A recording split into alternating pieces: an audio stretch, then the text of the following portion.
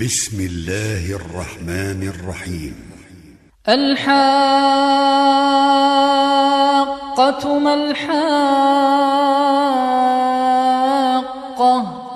وما أدراك ما الحاقة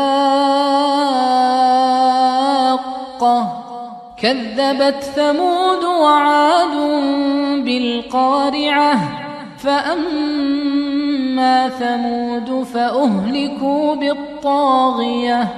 وأما عاد فأهلكوا بريح صرصر عاتية سخرها عليهم 7 ليال و8 أيام حسوما فترى القوم فيها صرعى كأنهم أعجاز نخل خاوية فهل ترى لهم من باقية وجاء فرعون ومن قبله والمؤتفكات بالخاطئة فعصوا رسول ربهم فأخذهم أخذة رابية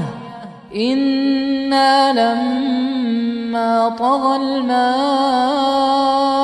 حملناكم في الجارية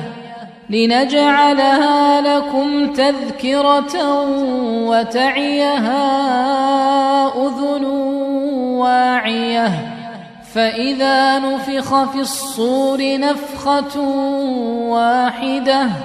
وحملت الأرض والجبال فدكتا دكة واحدة فيومئذ وقعت الواقعة وانشقت السماء فهي يومئذ واهية والملك على أرجائها ويحمل عرش ربك فوقهم يومئذ 8 يومئذ تعرضون لا تخفى منكم خافية فأما من أوتي كتابه بيمينه فيقول هاؤم اقرءوا كتابيه إني ظننت أني ملاق حسابيه فهو في عيشة راضية في جنة عالية قطوفها دانية كلوا واشربوا هنيئا بما أسلفتم في الأيام الخالية وأما من أوتي كتابه بشماله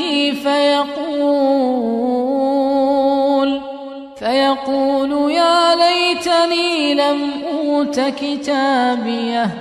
ولم أدر ما حسابيه يا ليتها كانت القاضية ما أغنى عني ماليه هلك عني سلطانيه خذوه فغلوه ثم الجحيم صلوه ثم في سلسلة ذرعها 70 ذراعا فاسلكوه إنه كان لا يؤمن بالله العظيم ولا يحض على طعام المسكين فليس له اليوم هاهنا حميم ولا طعام إلا من غسلين لا يأكله إلا الخاطئون فلا أقسم بما تبصرون وما لا تبصرون إنه لقول رسول كريم وما هو بقول شاعر قليلا ما تؤمنون ولا بقول كاهن قليلا ما تذكرون تنزيل من رب العالمين ولو تقول علينا بعض الأقاويل لأخذنا منه باليمين ثم لقطعنا منه الوتين فما منكم من أحد عنه حاجزين وإنه لتذكرة للمتقين وإنا لنعلم أن منكم مكذبين وإنه لحسرة على الكافرين وإنه لحق اليقين فسبح باسم ربك العظيم.